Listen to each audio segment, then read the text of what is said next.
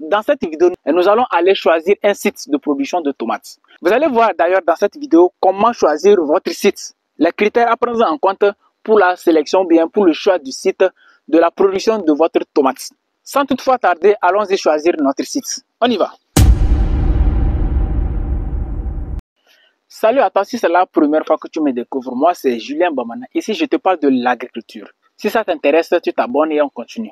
Nous allons dans cette vidéo donc choisir le site de la production de la tomate avec vous. Vous allez suivre comment nous faisons pour choisir le site accessible ou bien le site favorable pour la production de la tomate. Tout d'abord, c'est le site derrière moi. Regardez les herbes. Vous voyez, je suis dans les herbes comme ça. Regardez les herbes. La hauteur des herbes fait déjà 2 mètres, plus de 2 mètres. Mon caméraman m'a lâché un peu pour faire un petit travail. Il revient bientôt, mais on ne va pas laisser, on va continuer la vidéo. Voilà, donc voici les éléments qu'il faut prendre en compte lorsque vous voulez rechercher votre site de production. En l'occurrence, la production de tomates. Voilà, ici, dans cette série de vidéos, nous sommes en train de parler de la tomate. Donc, lorsque vous voulez rechercher votre site pour la production de tomates, premièrement, préconisez les sites où vous avez de l'eau. Voilà, je précise là-dessus, vous avez de l'eau. Nous sommes dans un monde où maintenant, là, il y a les inondations partout et aussi il y a la sécheresse partout. Voilà, donc, préconisez avoir un lieu où vous avez un point d'eau. Un point d'eau, ça peut être, je ne sais pas moi, une rivière. Si c'est une rivière, vous devez vous rassurer que vous êtes en train de faire la production en saison sèche. Si vous voulez faire une production en saison sèche, vous pouvez préconiser une rivière intarissable. Une rivière où vous pouvez gagner de l'eau à tout moment. Parce que si c'est en saison pluvieuse, la rivière peut déborder à tout moment. Et un beau jour, vous allez vous réveiller, aller dans votre plantation, vous allez trouver que votre site là, c'est uniquement que de l'eau. Donc, vous devez faire à proximité d'un cours d'eau au cas où vous voulez faire votre production en saison sèche. Si vous êtes en saison pluvieuse là, je ne vous conseille même pas au bord des rivières. Ici, nous sommes en train de faire pour la saison sèche. Actuellement, nous sommes en saison pluvieuse. Vers la fin de la saison pluvieuse, notre site se trouve à proximité d'un cours d'eau, voilà, d'une rivière. Mais actuellement, nous ne voulons pas compenser la production. Actuellement, on est en train de faire la pépinière. Donc, jusqu'à ce que la pépinière ne soit prête pour aller repiquer, la saison des pluies est finie. Donc, en ce moment, on peut repiquer ça à proximité d'un cours d'eau, à proximité d'une rivière. Parce qu'en ce moment-là, on est rassuré qu'il n'y a plus d'inondation, il n'y a plus une pluie qui va arriver et la rivière va déborder. Voilà, donc c'est pourquoi il est important de préciser ça. Donc, si vous avez forage, parfait. Si vous avez des puits, les puits quand même, ça peut marcher si vous n'avez pas une grande superficie. Si vous voulez faire une petite superficie, les puits, ça peut marcher. Mais si vous avez des grandes superficies, allez-y dans les forages. Voilà. Maintenant, lorsque vous avez déjà votre site à proximité d'un cours d'eau, bien, voilà, vous avez forage, tout ça là, il faut rechercher la fertilité. Bon, d'une part, il est vrai qu'on peut modifier la fertilité, on peut arranger le sol. Si votre sol est pauvre, vous pouvez faire des amendements pour pouvoir arranger, pour pouvoir permettre à votre sol de récupérer ou bien voilà, de régénérer et avoir une plantation uniforme. C'est-à-dire, mais de préférence, il faut prendre un sol qui est riche. Voilà. Donc, pour choisir votre site de production, vous devez d'abord choisir un site fertile, un site arable, un site où le sol est propre, le sol est riche. Première condition. Donc, quand vous venez, vous voyez les herbes comme ça, là où il y a beaucoup d'herbes, là où les herbes sont bien verts, se développent très bien, c'est un site très riche. Voilà, si vous voyez un site où les herbes ne grandissent même pas, vous allez vous dire que oui, si je prends ici là, le nettoyage serait très facile, ça va aller rapidement. Vous vous trompez, c'est un sol pauvre. Voilà, à moins que peut-être c'est au début de la saison, là d'accord. Mais ici, nous sommes en pleine saison pluvieuse, vers la fin d'ailleurs de la saison pluvieuse. Donc, vous devez voir que ce site-là a des herbes bien vertes. Des herbes qui ont une hauteur conséquente, qui ont une bonne hauteur. Ça veut dire que le site est très riche. Maintenant, ça a vite d'œil ça. Ça a vite d'œil ça. On va rentrer maintenant dedans pour voir. Est-ce que le sol là, c'est fertile? On peut travailler le sol là facilement. Est-ce que c'est le sable? C'est l'argile? C'est quoi? On va rentrer pour voir. Nous allons produire la tomate de A à Z. Nous allons produire la tomate de A à Z. Et donc, abonnez-vous pour ne pas louper une étape. On y va maintenant pour voir si le sol est bon ou pas. Voilà. Donc, je rentre dans la parcelle comme ça. Et je peux faire ici déjà des prélèvements. Voilà. Je peux faire des prélèvements.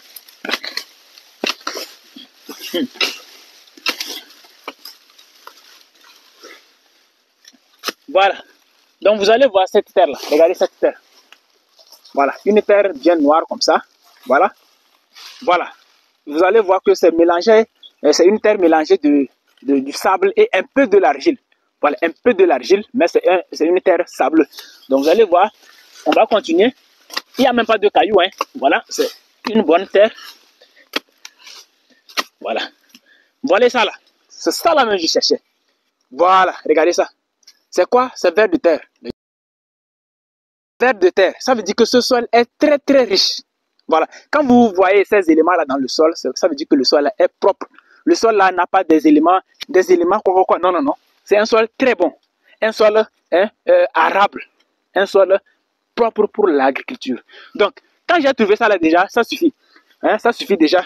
Je peux laisser l'étude que je suis en train de faire. Donc, déjà, le sol, très bon. Il n'y a pas les cailloux, il n'y a pas tout ça là. J'ai découvert des micro-organismes, des vers de terre qui sont accessibles, qui m'indiquent que le sol est très riche. D'ailleurs, quand je suis arrivé, je vous ai dit quoi? Je vous ai dit que les herbes là déjà là m'ont indiqué que le sol est riche. Maintenant, quand j'ai creusé, j'ai trouvé quoi? Les vers de terre. Les vers de terre là, ils ne sont pas dans un sol où c'est pauvre. Non, non, non. Quand vous voyez vers de terre quelque part là, s'il vit là-bas, ça veut dire que le sol là-bas est riche. Point très.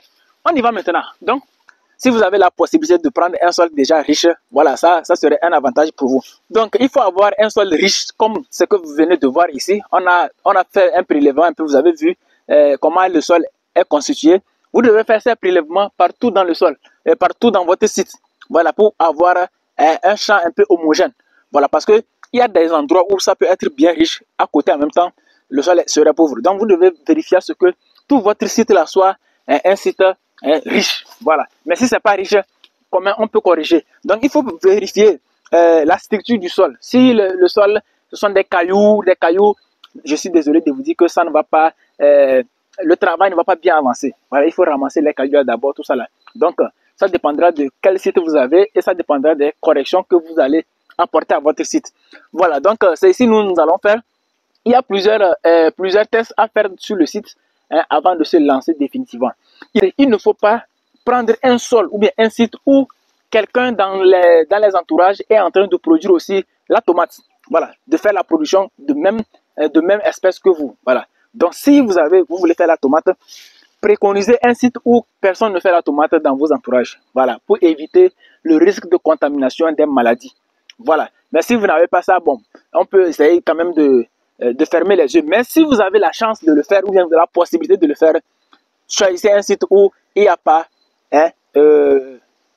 quelqu'un dans les entourages. Maintenant, vous allez voir pour prouver que le sol est riche. Vous voyez ici, vous voyez derrière moi là. Ça, c'est le manioc. Regardez ce manioc là. Vous voyez avec moi ce manioc là. Regardez comment le manioc là est bien vert. Regardez le manioc. Vous voyez comment c'est bien vert. Il n'y a pas ici de l'engrais. On n'a pas mis de l'engrais ici. Regardez. Regardez ce manioc. Donc, c'est le site en même temps. Après le manioc là, c'est le site qui continue comme ça. Voilà, regardez le site comme ça. Voilà, vous avez bien vu le site. Et regardez, je suis dans le manioc comme ça. Regardez le manioc et regardez le site. Donc, vous voyez que le manioc est quelque part où c'est bien riche. Le manioc se développe très bien. Ça veut dire tout simplement que notre sol est riche.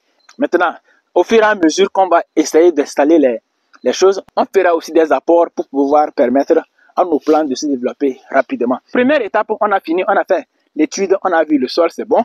Maintenant, deuxièmement, il faut accessibilité à l'eau. Là où vous voulez produire, vous devez être rassuré qu'il y a un point d'eau à côté. Ou bien vous avez forage, ou bien puits, ou bien je ne sais pas. Comment miracle que vous allez faire pour avoir l'eau là? C'est ça nous on veut. Ici, qu'est-ce qui nous rassure pour l'approvisionnement en eau?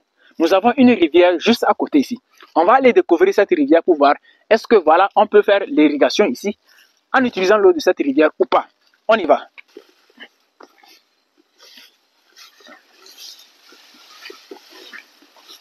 Voilà, nous sommes en train de descendre maintenant au niveau de la rivière. Voilà.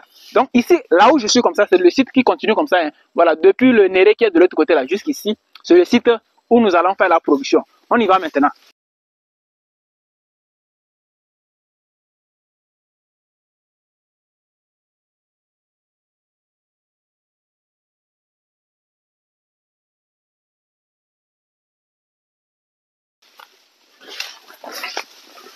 Voilà, nous sommes dans la rivière comme ça.